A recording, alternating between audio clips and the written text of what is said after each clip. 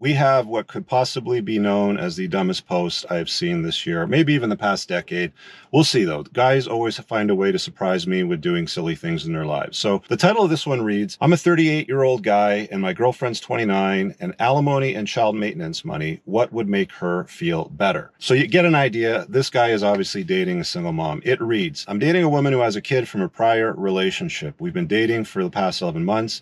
Kid's father does not pay any money to her at all. She has hinted that she would be more at ease in the relationship if she was more sure of her future finances even after we part ways. I'm just going to sort of translate that womanese for you guys that might be a little stuck on that. What that means is what usually happens in scenarios like this when women say that they would be more at ease or more comfortable with a guy in a relationship, it's usually because they're holding back. And when the guy goes, hey, what's wrong? Why do you seem off? Why don't you seem sort of into me sort of thing? That's when they start pulling the, well, I think I'd be more at ease if I was more sure of my finances, even if we weren't together sort of thing. Anyway, he goes on to say, she's quite stressed about every aspect every now and then, and I'm considering investigating what I can do to alleviate that. So here we go. We have a guy that wants to swoop in and try to protect the honor of his lady and the child that came from another man that she's protecting as well.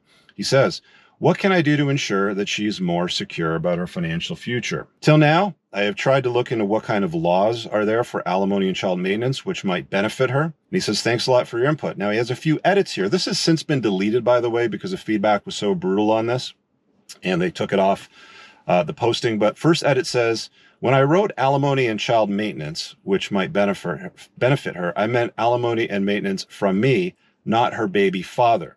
So he's looking not to help her deal with money that he might owe her. He's looking to basically step up and be the man that stepped up and pay for the kid's father alimony and child maintenance.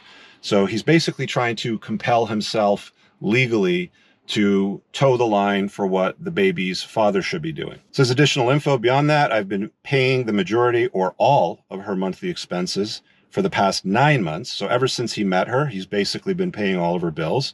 And a final edit, I am sorry if I gave the impression that she is trying to get her hands on my money. What I meant was that she is worried about her financial future as a mother and has confided in me enough to express concern to me. So what we have here is quite possibly the very definition of what I often, quote to you guys, which is men love to complicate their lives and justify why they do it. Perfect example. Why would a 39-year-old guy who sounds like he's single, doesn't have any kids, who clearly has the financial resources to raise a family, invest in a woman that has a kid in tow from a prior relationship, only knowing them for 11 months, paying for the bills for 9 months, now want to compel himself by law contractually to pay alimony and child support to this woman, even though he was never married to her and even though he's not the father of the kid, he's just dating her. This is about as dumb as guys can get. Look, I know some guys might be newer to my channel and this concept, but dealing with single moms is never really a very good idea. It's generally thought of as low-hanging fruit.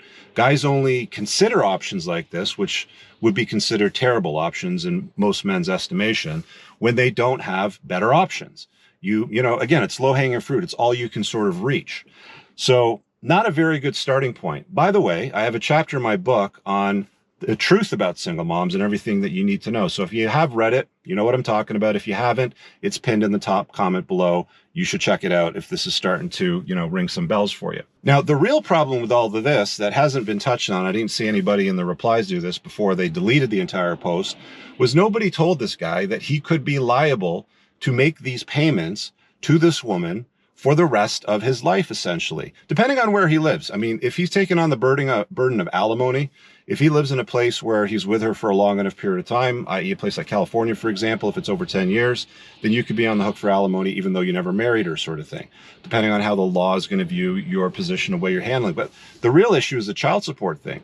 Why a man would want to invest in the DNA and the last name of another man, essentially cucking themselves, right? They voluntarily become a cuckold in that scenario, and step up or be the dad that stepped up because the other guy didn't, because maybe he was a loser, maybe he wasn't a loser. We don't know. Maybe this lady's crazy and she pushed him away. We have no context around this. And truthfully, he hasn't really dated her long enough to have much context around her. You know, they've said for years now, experts in this space have said, look, wait at least a year to 2 years so you can really suss her out, see what she's made of before you invite her into your life. But after 11, 9 months, whatever you want to call it, this guy's already like, oh yeah, I want to take care of everything and, you know, look after the kid. My friend, when you do stuff like that, you are essentially looked upon by her as beta bucks, a provider, an ATM, somebody that just pays the bills. The reason why she's feeling uncomfortable about her money and probably anxious around him, or maybe not that into him as he's detecting, is because that is all she sees him as, a ATM. Maybe the kid's father was the alpha seed part of the equation. I mean, she's got his kid, so let's just, you know, point to that fact. But I don't see this as a good deal for this guy. I don't see it as a good deal for any guy. He could be on the hook to pay child support for a kid that isn't his, even after he breaks up. I mean, if he does this for the next year, let's say, and she says, you know what, Paul, I'm out. Don't want to deal with you anymore. See you later.